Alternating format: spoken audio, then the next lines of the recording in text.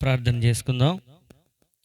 పరిశుద్ధుడు అయిన మా తండ్రి, ఏ యోగ్యత అర్హత నాలో లేకపోయినా, ఎందుకు పనికిరాని స్థితిలో నా జీవితం ఉన్నప్పటికీ కూడా దయతో, మీ దయగల కలిగినటువంటి హృదయముతో నన్ను ప్రేమించి మీ సన్నిధికి నన్ను తెచ్చినందుకే మీకు వందనాలు. మీ విలువైన రక్షణను నాయన నాకు అలంకరించినందుకే మీకు వందనాలు. మీ సన్నిధిలో నిలిచి మీ సత్యాన్ని మాట్లాడుటకు నాయన ఎలాంటి అర్హత యోగ్యత నాలో లేకపోయింది తండ్రి. కేవలము మీరిచ్చిన ఉచితమైన కృపను బట్టే నేను ఈ స్థలంలో నిలవబడి ఉన్నాను తండ్రి. మీరు నా ప్రక్కన నిలిచి నా నోట మీ మాటలు ఉంచమని నాయన, ఆ మాటలు నాయన చెబుతున్నటువంటి నాకును వినుచున్నటువంటి మా ప్రియులకును మేలుకరంగా, మా జీవితాలకు ప్రయోజనకరంగా మారటానికి సహాయమును దయచేయమని మా ప్రియుడును రక్షకుడు నైనా నజరేయుడైన యేసు నామమున అడిగి వేడుకొంచున్నాము తండ్రి, ఆమెన్. కూర్చోండి. ప్రియులరా, కొత్త నిబంధన గ్రంథము మత్తయి రాసినటువంటి సువార్త, పేజీ నెంబరు 19.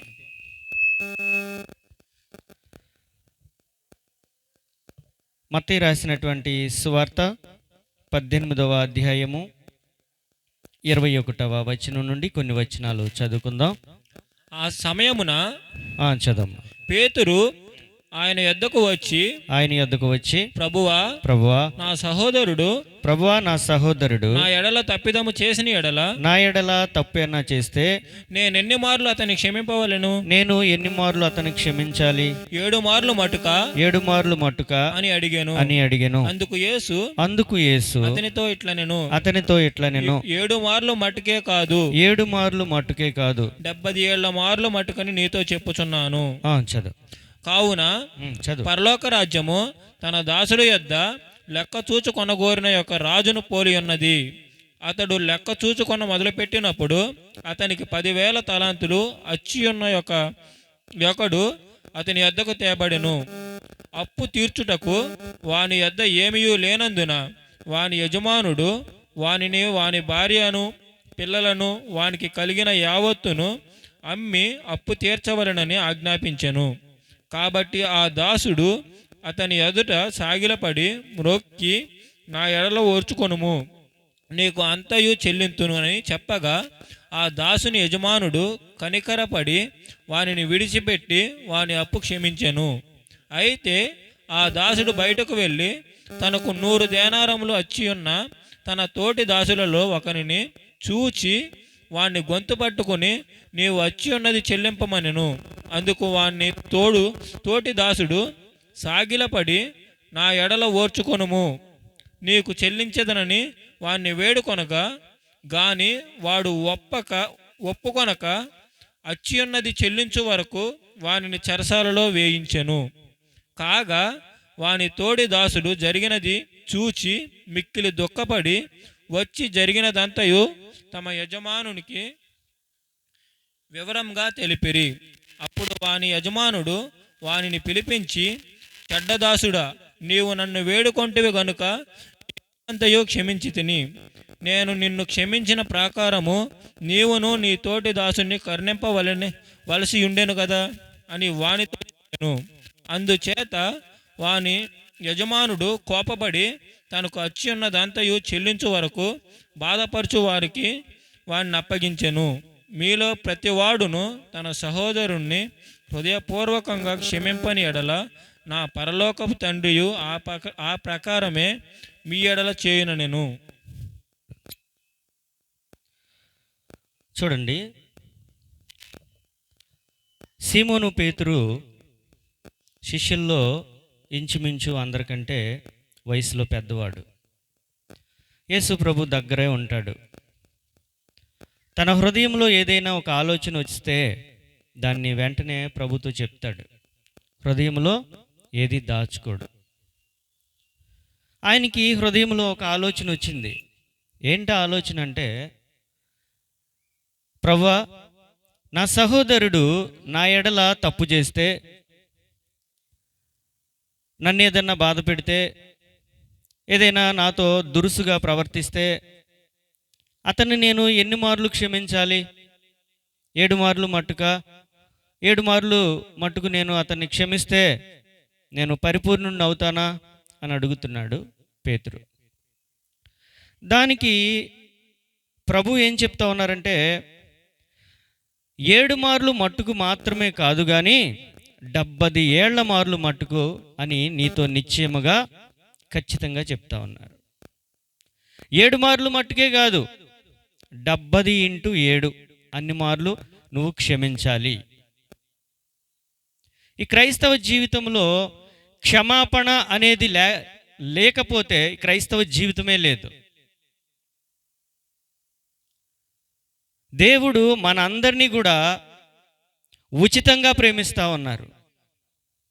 కాబట్టి నీవు నీ సహోదరుణ్ణి 7 మార్లు మట్టుకు మాత్రమే కాదు కానీ 70 ఏళ్ల మార్లు మట్టుకు అని నీతో ఖచ్చితముగా నిశ్చయముగా చెప్తున్నాను అన్నారు అని ఒక ఉపమానం చెప్తా ఉన్నారు. ఏంటి ఆ ఉపమానం అంటే, ఒక యజమానుడు ఉన్నారు. ఆ యజమానునికి కొంతమంది అప్పుపడ్డారు. ఆ యజమానుడు, అయ్యా, ఆ అప్పు కలిగినటువంటి పుస్తకం పట్టుకురా, మనకి ఎవరెవరు అప్పు ఉన్నారో ఆ అప్పుని మనం వసూలు చేద్దామని తన దాసుడికి చెప్తే ఆ దాసుడు ఆ పుస్తకం తెచ్చారు. 10,000 తలాంతులు అప్పు పడిపోయినటువంటి ఒక వ్యక్తి అతని దగ్గరికి తీసుకొచ్చాడు. ఎంతండి? 10,000 తలాంతులు అప్పు పడిపోయాడు అతను ఆ యజమానుడికి. ఏంటయ్యా, ఇంత అప్పు ఎలా చేసావు నువ్వు? 10,000 తలాంతులు అప్పు చేసావా? తీర్చు అన్నారు ఆ యజమానుడు. అంటే ఆ దాసుడు వెంటనే ఆయనకు సాగిలు పడ్డాడు, మ్రొక్కాడు, బ్రతిమలాడుతూ ఉన్నాడు. అయ్యా, నా ఎడల ఓర్చుకునండి, నన్ను కరుణించండి, నన్ను కనికరించండి, నాకు కొద్ది సమయం ఇవ్వండి, నేను తీరుస్తానయ్యా అని బాగా బ్రతిమలాడుతూ ఉన్నాడు. ఆ యజమానుడేమో ఎంత తప్పు ఎలా చేసావంటే ఆయన బ్రతిమలాడుతూ ఉన్నాడు. అయ్యా అయ్యా, నాకు తెలియక చేశాను, చాలా అప్పు అయిపోయింది, ఇది నా తలకు మించింది అయిపోయింది, నాకు కొంత సమయం ఇవ్వండి, నేను మీకు అప్పు అంతా తీరుస్తాను అని బాగా కన్నీరు గారుస్తా ఆయన పాదాల దగ్గర పడిపోయి ఆయన పాదాలు పట్టుకుంటున్నాడు. వెంటనే ఆ యజమానుడు కనికరపడ్డాడు. అయ్యో, చాలా పేదవాళ్ళలాగా ఉన్నాడు, తెలియక చేసినట్టున్నాడు అని చెప్పి కనికరపడి అతన్ని కరుణించాడు. కరుణించి అతని అప్పు అంతా కూడా క్షమించేశాడు. అప్పు క్షమించిన తర్వాత మరలా కట్టాలా? ఏమండి, కట్టాలా? నీ అప్పు నేను క్షమించానులే, ఇక నువ్వు జాగ్రత్తగా ఉండు అని చెప్పాడు ఆ యజమానుడు. అవునా? ఇక కట్ట అవసరం లేదు. 3 ఎన్ని తలాంతులండి? 10,000 తలాంతులు అతను అప్పు పడిపోయాడు. తలాంతు అంటే ఎంతండి? తలాంతు అంటే ఆ రోజుల్లో లెక్క కడితే 3,600 ఒక్క తలాంతు. మరి 10,000 తలాంతులు అంటే ఇంచుమించు కోట్లల్లో ఉంటుంది. కొన్ని కోట్లు అప్పు చేశాడు అతను, అప్పు పడిపోయాడు. కోట్లల్లో ఉన్నటువంటి అతని అప్పుని అతని యజమానుడు క్షమించారు. అర్థమవుతుందండి? కోట్లల్లో ఉన్నటువంటి అతని యొక్క అప్పుని ఆ యజమానుడు క్షమించారు. ఈ రోజుల్లో మనకున్నటువంటి అప్పు, పాపము, అవిధేయత, దొంగతనము, అరికాలు నుండి నడినెత్తి వరకు పాపముతో నింపబడినటువంటి మన అన్నీ కూడా లెక్క చూస్తే మన అప్పు ఎంత ఉంటుంది చెప్పండి? ఎంత ఉంటుంది? కోట్లల్లో ఉంటుంది. దాన్ని మనము వెలకట్టలేం. ఆ దాసుడు సాగిలపడ్డాడు, ఆయనకు మ్రొక్కాడు. కాబట్టి తన యజమానుడు కనికరపడి నీ అప్పు అంతటిని క్షమించేశానన్నాడు. ఈ రోజున నీవు, లేకపోతే నేను, మనందరము పాపులమే. దేవుని వాక్యం ఏం చెప్తుందంటే, నీతిమంతుడు లేడు, ఒక్కడునూ లేడు, ఎవరూ లేరు, నీతిమంతుడు ఎవరూ లేరు. కాబట్టి అందరూ పాపము చేసి దేవుడు అనుగ్రహించు మహిమను పొందలేకపోతున్నారు. అందరూ ఏం చేస్తున్నారంట? అందరూ పాపులే, అందరూ పాపం చేస్తూ ఉన్నారు, కానీ దేవుడు అనుగ్రహించు మహిమను పొందలేకపోతున్నారు. మనము మన పాపములను ఒప్పుకుంటే, మనము మన యజమానుడైనటువంటి ప్రభు దగ్గర ఆయన పాదాలు మనం పట్టుకుంటే, కన్నీటితో ఆయన పాదాలు మనం తడిపితే, కన్నీటితో ఆయన పాదాలు మనం కడిగితే, మన అప్పు అంతటిని ఆయన క్షమించడానికి సమర్థుడు. మన అప్పుని లేదా మన పాపాన్ని క్షమించడానికి ఎవరయ్యా ఉన్నారు అంటే ఆయన ప్రభు అయిన యేసు మాత్రమే. ఎందుకు ఆయన మాత్రమే మన పాపాన్ని లేదా మన అప్పుని క్షమించగలడు అంటే, మన అందరి కొరకు విమోచన క్రయధనంగా తనను తాను దేవుడికి అప్పగించుకున్నాడు. ఏం చేశారండి? మన అందరి కోసము, మనందరి పాప భారాన్ని ఆయన సిలువలో తన ప్రాణాన్ని బలిగా అర్పించట ద్వారా మన పాపాన్ని ఆయన తీసివేయడానికి సమర్థుడు, మన అప్పును క్షమించడానికి ఆయన సమర్థుడు. ఈ రోజున మనము, ప్రభువా నేను ఏ స్థితిలో ఉన్నాను, నా అప్పు ఎంత ప్రభువా, నేను దీన్ని కట్టలేను, దీని వెల నేను చెల్లించలేను, నన్ను కరుణించుము, నన్ను కరుణించుము అని ఆయన పాదాల దగ్గర నువ్వు సాగిలపడితే, ఆయనను నువ్వు వేడుకుంటే, ఆయనకి నీవు మ్రొక్కినట్లయితే నీ అప్పు అంతటిని క్షమించడానికి ఆయన సమర్థుడు. అలాగే ఈ యజమానుడి దగ్గర ఆ దాసుడు సాగిలపడినప్పుడు తన అప్పు అంతటిని క్షమించేశాడండి. మనలో మారు మనసు పొందిన వారు కొద్దిమంది ఉన్నారు. మారు మనసు అంటే ఏంటండి? పాత మనసు నుండి విడిపింపబడి దేవుడిచ్చి నూతన హృదయాన్ని సొంతం చేసుకోవడం. పాత స్థితి అంటే మన పూర్వీకుల నుంచి వచ్చినటువంటి ఆలోచనలు కానీ, మాటలు కానీ, ఉద్దేశాలు కానీ, నడకలు కానీ, నడవడికి కానీ అంతా కూడా, ప్రభువా నేను దీన్ని విడిచిపెట్టేస్తున్నాను, ఈ మార్గం గుండా వెళితే నేను నీ సన్నిధికి రాలేను, ప్రభువా నీ మార్గంలో నేను నడుస్తాను, నీ వాక్య ప్రకారం నేను నడుస్తాను, మీ కనుదృష్టిలో నడుస్తాను, మీరు నడిపించినట్లుగా నేను నడుస్తాను అని మన ప్రవర్తన అంతటినీ కూడా మార్చుకోవడమే మారు మనసు. మారు మనసు పొందినప్పుడు దేవుడు మన అప్పంతటిని క్షమిస్తున్నారండి. కాబట్టి మనం బహు జాగ్రత్తగా ఉండాలి. మారు మనసు పొందిన వారు బహు జాగ్రత్తగా ఉండాలి. అలాగే ఈ దాసుడు ఆ యజమానుడు కనికరించాడు కాబట్టి ఇక మీదట అప్పు చేయొద్దు, జాగ్రత్తగా ఉండు అని చెప్పాడు ఆ దాసుడికి. సరే అని చెప్పి ఆ దాసుడు బయటికి వచ్చాడండి. బయటికి రాగానే ఈ దాసుడికి మరొక సహోదరుడు కూడా అప్పుబడి ఉన్నాడు. ఎంతండి? 100 దెనారములు. 100 దెనారములు అంటే ఎంత? దెనారము అంటే ఆ రోజుల్లో ఇంచుమించు ₹1/2. మరి 100 దెనారములు అంటే ఇంచుమించు ₹50. ₹50 అప్పు ఈ సహోదరుడికి మరొక సహోదరుడు అప్పు పడ్డాడు. మరి ఇతను ఏం చేయాలి? కోట్లల్లో ఉన్నటువంటి ఇతని అప్పుని తన యజమానుడు క్షమించాడు కాబట్టి ఇతడు కూడా క్షమించాలి లెక్క ప్రకారం అయితే. కానీ ఇతడు ఏం చేశాడు? గొంతు పట్టుకున్నాడు. ఏం చేశాడండి? గొంతు పట్టుకుని నాకు చెల్లించవలసిన అప్పు అంతయు చెల్లించు, లేకపోతే ఊరుకోను అన్నాడు. జుట్టు పట్టుకున్నాడు, ఈడ్చేశాడు, తీసుకెళ్ళి చెరసాల్లో వేయించాడు. నాకు అప్పు ఉన్నాడండి, కట్టట్లేదు అని చెప్పి తీసుకెళ్ళి చెరసాల్లో వేయించాడు.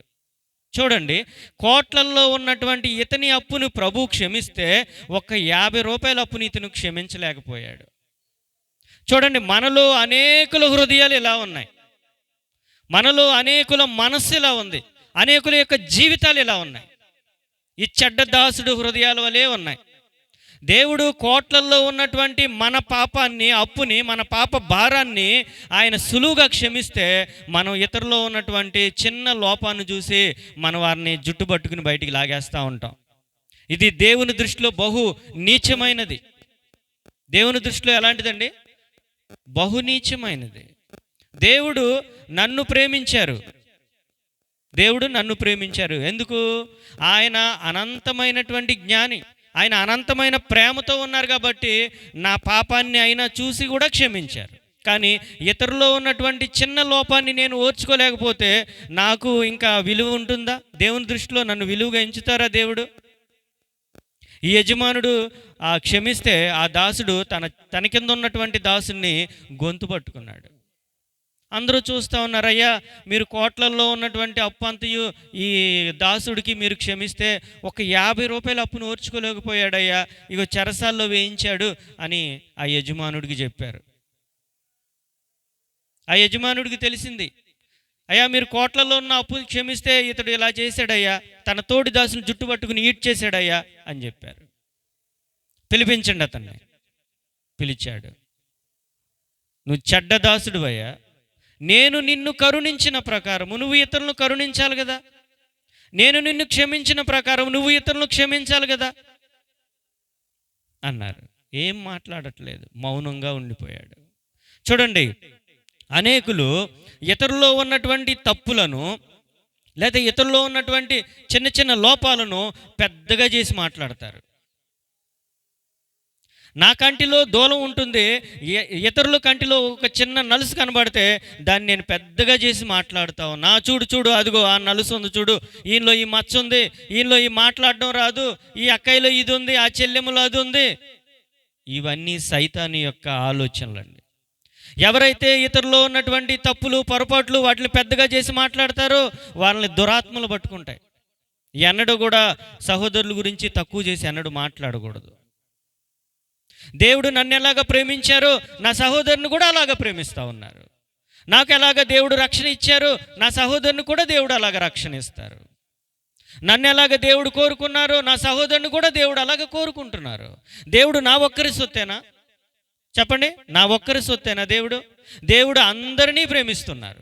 అందరి కొరకు ఆయన వచ్చారు, అందరి కొరకు ఆయన విమోచన క్రయధనం చెల్లించారు. కాబట్టి మనము మన సహోదరులను ప్రేమింపబద్ధులమై ఉన్నాము. అదే ప్రభువారు సీమోను పేతురుతో చెప్తా ఉన్నారు. నీ సహోదరుడు నీ ఎడల తప్పు చేస్తే, పొరపాటు చేస్తే 7 మార్లు మట్టుకే కాదు, 70 ఏళ్ల మార్లు మట్టుకు నీ జీవితాంతం క్షమిస్తూనే ఉండాలి. నీ జీవితాంతం ఏం చేయాలండి? క్షమిస్తూనే ఉండాలి. నీకంటే చిన్నవారు, నీకంటే తెలివి తక్కువ కలిగిన వారు ఉంటారు, వారికి తెలియదు, వాళ్ళని క్షమించుకుంటూ వెళ్ళిపోవాలి. దేవుడు అందరినీ క్షమించడానికి సమర్థుడు. చూడండి, ఒక స్త్రీ ఉన్నారు, ఆమె పాపములో ఉన్నది, పాపంలో జీవిస్తూ ఉంది.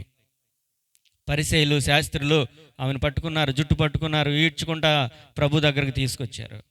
ప్రభువా, మరి మా ధర్మశాస్త్రం ప్రకారం అయితే ఈమెను రాళ్లతో కొట్టి చంపాలి, మరి మీరు ఏం చెప్తారో చెప్పండి అన్నారు. చెప్తాను, నేను కూడా చెప్తాను. మీలో ఎవరు తప్పు చేయని వారు ఉన్నారో వారు మొదటి రాయి వేయండి. రాళ్లతో కొట్టాలని రాయబడి ఉంది కదా, సరే అలాగే మీలో తప్పు చేయని వారు, పాపము చేయని వారు ఎవరున్నారో వారు మొదటి రాయి వేయండి అన్నారు. ఎవరు వేశారు? మొదటగా ఎవరు వేయలేదు. ఎందుకనంటే అందరూ పాపులే, నీతిమంతుడు లేడు, ఒక్కడును లేడు. ఎవరైనా నీతిమంతుడు ఉన్నాడు అంటే, ఎవడైనా యథార్థవంతుడు ఉన్నాడు అంటే వాడు క్రీస్తు రక్తంలో కడగబడిన వాడై ఉంటాడు, వాడు క్రీస్తును నమ్మినవాడు అయి ఉంటాడు. మనం నిర్దోషులుగా ఎంచబడాలి అంటే, మనం పాపములో నుండి బయటకు రావాలి అంటే ఆయన మనతో ఉంటేనే అది సాధ్యమవుతుంది. ఆయన ఉచితంగా మనల్ని నీతిమంతులుగా తీరిస్తేనే మనం నీతిమంతులుగా తీర్చబడతాం.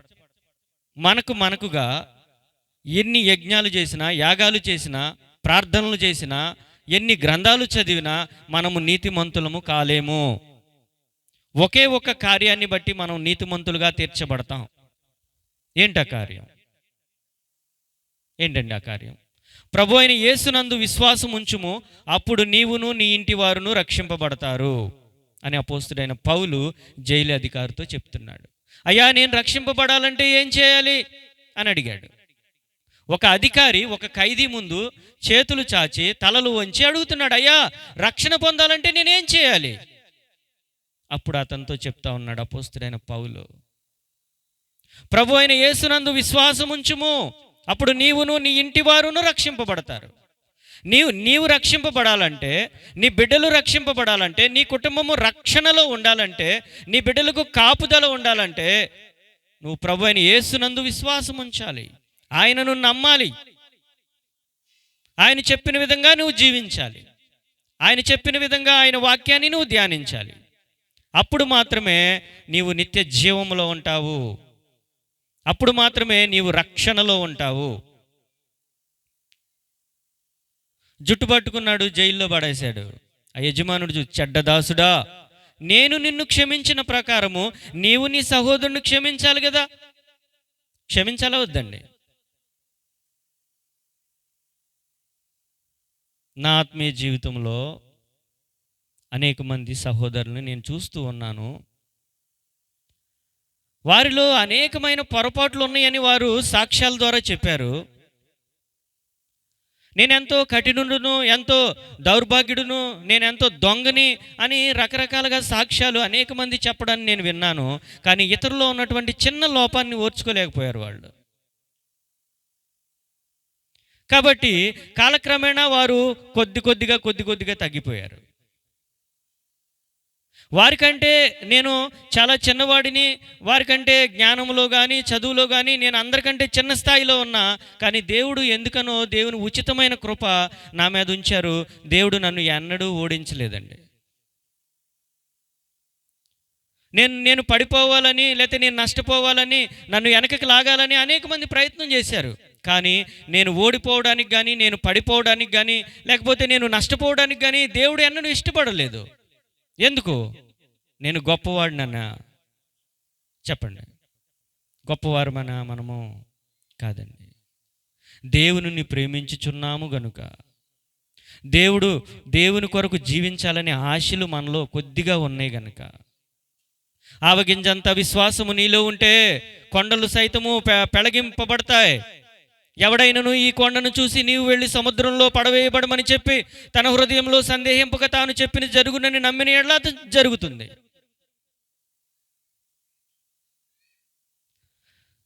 తోమాతో ప్రభు అయిన యేసుక్రీస్తు ఒక మాట చెప్పారు, అవిశ్వాసివి కాక విశ్వాసము కలిగి ఉండుము. విశ్వాసం ఉంచాలి. దేవుడు నన్ను రక్షించడానికి సమర్థుడు, నా కుటుంబాన్ని రక్షించడానికి సమర్థుడు, నన్ను నిత్య జీవానికి తీసుకువెళ్ళడానికి ఆయన సమర్థుడు అని నువ్వు నమ్మాలి. నమ్ముట నీ వలన అయితే సమస్తము సాధ్యమే. ఆ చెడ్డ దాసుని తీసుకెళ్లి చెరసాల్లో వేశారండి. మారు మనసు పొందిన వారు బహు జాగ్రత్తగా ఉండాలి. హెబ్రీ పత్రికలో ఒక మాట ఉంటుంది, ఒకసారి వెలిగింపబడి పరలోక విషయంలో రుచి చూచి బుద్ధిపూర్వకంగా తప్పు చేస్తే ఆ తప్పుకి ఇక బలి ఉండదు, క్షమాపణ ఉండదు. ఒకసారి ఈ యొక్క దాసుడు క్షమించబడ్డాడు, తన అప్పు అంతటిని దేవుడు క్షమించాడు. కానీ అతనిలో బుద్ధి మారిందండి? క్షమించే గుణం వచ్చిందా? ప్రేమించే మనసు వచ్చిందా? రాలేదు. మరలా అతడు చీకటి గృహలోనికి త్రోయబడ్డాడు. దేవుడు మనల్ని ప్రేమించి మన అప్పంతటిని మనలో కొద్దిమంది మారు మనసు పొందిన వారి యొక్క అప్పును క్షమించారు. మరలా ఆ దాస్యపు కాడి కిందకి మీరు ఎవరూ వెళ్ళకూడదు, వెనతట్టు ఎవరూ మాట్లాడకూడదు, రహస్య సందేశాలు ఎవరు మాట్లాడకూడదు. మీ మాట అవునంటే అవును, కాదంటే కాదు. ఏంటండి? మీ మాట అవునంటే అవును, కాదంటే కాదు, అంతే. మన నోటిని బహు జాగ్రత్తగా కాపాడుకోవాలి. ఎందుకనంటే నాలుక అగ్నియే, నిన్ను అగ్నికి ఈడుస్తుంది నాలుక. నీ నాలుకను బహు జాగ్రత్తగా వాడపోతే ఆ నాలుక ఏం చేసిద్దంటే నిన్ను అగ్నిలోనికి లాక్కెళ్ళిపోతుంది. అది ప్రపంచానికే చిచ్చు పెట్టుద్ది. ఆ నాలుక కుటుంబాలకే చిచ్చు పెట్టుద్ది. ఆ నాలుక సహవాసానికే చిచ్చు పెట్టుద్ది. అదే నాలుకతో స్తుతిస్తాం, అదే నాలుకతో శపిస్తాం. బహు జాగ్రత్తగా ఉండాలి. దేవుడు మనల్ని ప్రేమించినట్లుగా మనం ఇతరులను ప్రేమించాలి. ఒకసారి యోహాను రాసిన మొదటి పత్రిక చూడండి. యోహాను రాసిన మొదటి పత్రిక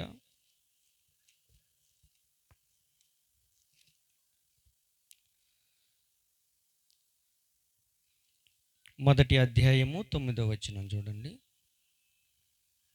మన పాప ఒప్పుకొనిన ఎడల ఆయన నమ్మదగిన వాడును నీతిమంతుడను గనుక ఆయన మన పాపములను క్షమించి సమస్త దుర్నీతి నుండి మనలను పవిత్రులుగా చేయును.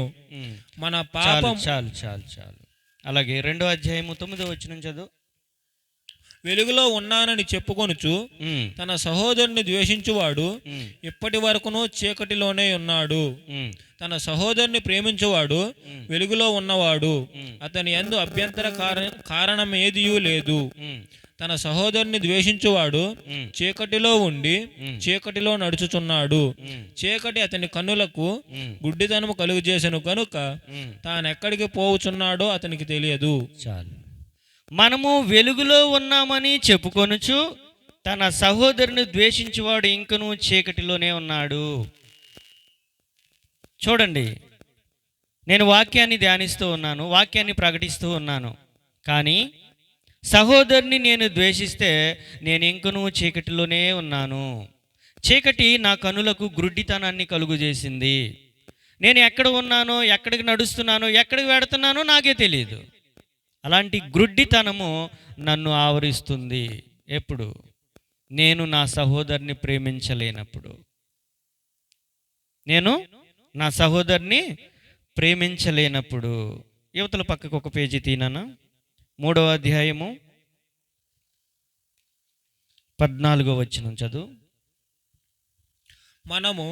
మనము మన సహోదరులను ప్రేమించుచున్నాము గనుక మరణములో నుండి జీవములోనికి దాటి ఎరుగుదుము. చాలు చాలు, కొంచెం. ప్రేమ లేనివాడు మరణమందు నిలిచి ఉన్నాడు. తన సహోదరుని ద్వేషించువాడు నరహంతకుడు. చాలు చాలు. చూడండి, మనము మన సహోదరులను ప్రేమించుచున్నాము గనుక మరణములో నుండి జీవములోనికి దాటి ఉన్నామని ఎరుగుదుము. ఎంత శ్రేష్టమైనటువంటి మాట అండి. మనము మన సహోదరులను ప్రేమించుచుంటే మనలను దేవుడు మరణములో నుండి జీవములోనికి దాటిస్తారు. మనము దేవునిని ప్రేమించామని కాదు, కానీ ఆయనే మనలను ప్రేమించి మన పాపములకు ప్రాయశ్చిత్తమై ఉండటానికి క్రీస్తు ఈ లోకానికి వచ్చారు. దేవుడిని ఎవరు ఎప్పుడూ చూడలేదు. మనము మన సహోదరులను ప్రేమిస్తే మనము ఆయనతో ఉన్నామని ఆయన మనతో ఉన్నారని రుజువు. దేవుడు మనతో ఉన్నారు అనడానికి రుజువు ఏంటంటే మనము మన సహోదరులను ప్రేమించినప్పుడు మాత్రమే ఆయన మనతో ఉన్నారు, మనము ఆయనతో ఉన్నామని ఎరగండి. కాబట్టి ఆ యజమానుడు ఆ దాసుని యొక్క అప్పును క్షమిస్తే అతడు తన సహోదరులో ఉన్నటువంటి చిన్న అప్పును క్షమించలేకపోయాడు. చూడండి, ఈ రోజున మనలో ప్రతి ఒక్కరి హృదయాన్ని పరిశీలన చేసుకుంటే ఎవరి అప్పు ఎంత ఉందో మీకు అర్థమవుతుంది. ఎవరెవరు ఎన్ని అవిధేయతల్లో ఉన్నారో, ఎంత అగాధములో ఉన్నారో, ఎంత లోతైనటువంటి గొయ్యలో ఉన్నారో అర్థమైపోతుంది. ప్రభువా నన్ను క్షమించండి, ఈ దుర్నీతి నుంచి నన్ను విడిపించండి అని ఆయన పాదాలు పట్టుకుంటే, ఆయనకి మ్రొక్కితే, ఆయనను నమ్మితే, యోహాను చెప్తా ఉన్నాడు, మనము మన పాపములను ఒప్పుకొని ఎడల ఆయన నమ్మదగినవాడు నీతిమంతుడు గనుక సమస్త దుర్నీతి నుండి, సమస్త పాపము నుండి, సమస్త దుష్టత్వం నుండి మనల్ని విడిపించి మనల్ని పవిత్రులుగా చేస్తారంటండి. ఎలా చేస్తారంట? పవిత్రులుగా. మానవుడు అరికాలు నుండి నడినెత్తి వరకు దేనితో ఉంటాడంటే సమస్త కల్మషంతో నింపబడి ఉంటాడు మానవుడు. అలాంటి మానవుడు ఎప్పుడు పరిశుద్ధపరచబడతాడు, ఎప్పుడు పవిత్రపరచబడతాడు, ఎప్పుడు దుష్టత్వం నుండి విడిపింపబడతాడు అంటే ఆయన ప్రభు అయిన యేసునందు విశ్వాసం ఉంచినప్పుడు దేవుడు అనుగ్రహించి కృపచొప్పును మాత్రమే అతడు పవిత్రపరచబడతాడు. ఈ రోజున మనము పవిత్రపరచబడాలి అంటే, మనలో ఏ లోపము లేకుండా హిమము కంటే తెల్లగా మనం మారాలి అంటే, మనకు ఒక కాపుదల కావాలి అంటే మనము ప్రభు అయిన యేసునందు విశ్వాసం ఉంచాలి, ఆయనను నమ్మాలి, ఆయన చెప్పిన విధంగా మనం బ్రతకాలి, మనము మన సహోదరులను ప్రేమించాలి. చూడండి, అన్నిటికంటే బలమైనది ఏదండి? అన్నిటికంటే బలమైనది ఏది? చూడండి, బైబిల్లో 3 మాటలు ఉంటాయి. 1 విశ్వాసము, 2 నిరీక్షణ, 3 ప్రేమ. ఈ మూడిట్లో ఏది గొప్పదని చెప్పింది దేవుని వాక్యం? ప్రేమ గొప్పది. ప్రేమకు మించినటువంటి ఆయుధం లేదు. దాన్ని మించినటువంటి ఆయుధాన్ని ఎవరు కనుక్కోలేకపోయారు. మన రక్షకుడు, మన విమోచకుడు, మన తండ్రి, మన కుమారుడు ఆ ఆయుధంతో సాతానును ఓడించారు. ప్రేమ అనే ఆయుధంతో సాతానును ఓడించారు. ఆ కల్వరిలో సైతాను సమూహం అంతా సమస్తమైనటువంటి ఆయుధాలతో ఆయన మీద దాడి చేసినప్పుడు ఆయన ఒకే ఒక ఆయుధం వాడారు అంతే, ప్రేమ. దేవుడు లోకముని ఎంతో ప్రేమించెను, నేను మిమ్మల్ని అందరినీ ప్రేమిస్తున్నాను, మీ అందరి కొరకు నా ప్రాణాన్ని ఇస్తాను, మీరు ఏమైనా చేసుకోండి, నా రక్తాన్ని ధారపోస్తాను, నా ప్రాణాన్ని తుది శ్వాస విడిచే వరకు కూడా వారిని ప్రేమిస్తూనే ఉంటాను. ఆ ప్రేమని ఆయుధంతో వచ్చారండి. ఎవరు ఆయన ఓడించలేరు. ఆయనకు మించినటువంటి వారు ఈ యుగమందే కానీ రాబో యుగమందే కానీ పేరు పొందిన ప్రతి నామము కంటే ఎంతో హెచ్చైన వాడు ఆయన. ఆయన మించిన వారు ఎవరూ లేరు. కాబట్టి ఆయన పాదాల దగ్గర మీరు కూర్చున్నారు ఈ రోజున. ఆయన చెబుతున్నటువంటి మాటలు, ఆయన ఏమైతే చెప్తున్నారో ఆ మాటలు మీరు వింటున్నారు. కాబట్టి మనం ఎంతో ధన్యులమండి. దేవుడు ఐగుప్తులో ఉన్నటువంటి బానిసలను విడిపించడానికి మోషేని పంపారు. పంపుతూ, నేను ఏ శక్తి చేత నేను వారిని విడిపించాలయ్యా అంటే, నీ చేతిలో ఏంటది అన్నారు మోషేని. అయ్యా, ఇది కర్ర, ఈ కర్ర ద్వారానే వారిని నువ్వు విడిపించి తీసుకొస్తావు. ఎండిపోయినటువంటి ఒక కర్ర ద్వారా దేవుడు అనేక అద్భుతాలు చేయించగలరు. ఐగుప్తులో ఉన్నటువంటి ఆ బానిసలను దేవుడు విడిపించి తెచ్చారు. ఐగుప్తులో ఉన్నటువంటి ప్రజలను, రాజులను ఆయన గడగడగడగను వణికించారు. దేని ద్వారా? ఒక కర్ర ద్వారా, ఎండిపోయిన కర్ర ద్వారా. మరి జీవం కలిగినటువంటి దేవుని వాక్యము మీ చేతిలో పెట్టారు దేవుడు. దీని ద్వారా మీరు ఏం చేయాలి చెప్పండి? ఏం చేయాలి?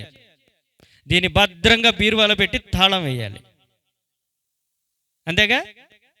దీన్ని భద్రంగా బీరువాలో పెట్టి గట్టి తాళం వేసి లాక్కేయాలంతే కాదండి. నీ హృదయం అనే తలుపు తెరచి వాక్యాన్ని అందులో దాయాలండి. చివరిగా హెబ్రీ పత్రిక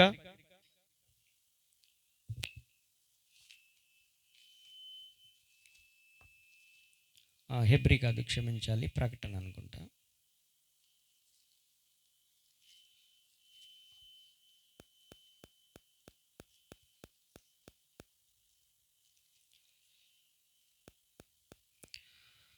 ప్రకటన గ్రంథము 3వ అధ్యాయము 20వ వచనం.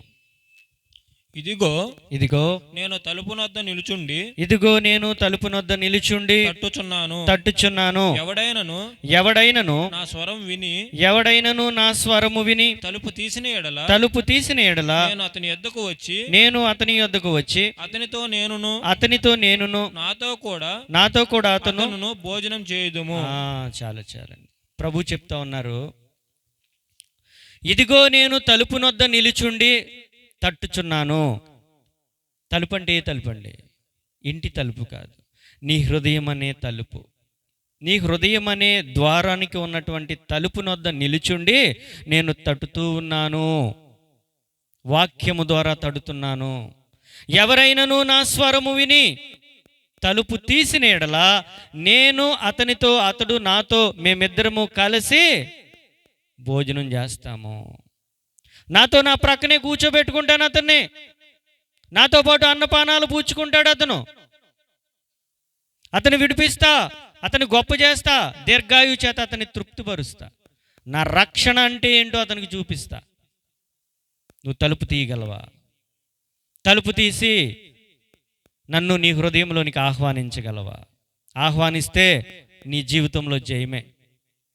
నీ జీవితంలో, నా జీవితంలో, మన జీవితంలో జయము చూడాలి అంటే మనము కలిగి ఉండవలసింది ఒకటే. అది ఏంటంటే ప్రభు అయిన యేసు మన జీవితాల్లో ఉండాలి. లెక్కల్లో కొన్ని సూత్రాలు వాడతారండి.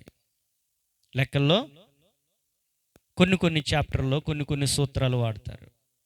ఆ లెక్క కరెక్ట్గా రావాలంటే ఆ లెక్కకు తగ్గ సూత్రాన్ని వాడాలి. ఈ మానవ జీవితంలో మనం పరిపూర్ణులు కావాలి అంటే, మనం పవిత్రులు కావాలి అంటే, మనం నిర్దోషులుగా ఎంచబడాలి అంటే, మనము పరలోకానికి వారసులుగా, దేవుని రాజ్యానికి హక్కుదారులుగా, దేవుని కుమారులుగా, కుమార్తెలుగా మనం ఉండాలి అంటే మనము ఒక కార్యం మన జీవితంలో జరగాలి. క్రీస్తు మన జీవితంలో అధికారిగా ఉండాలి.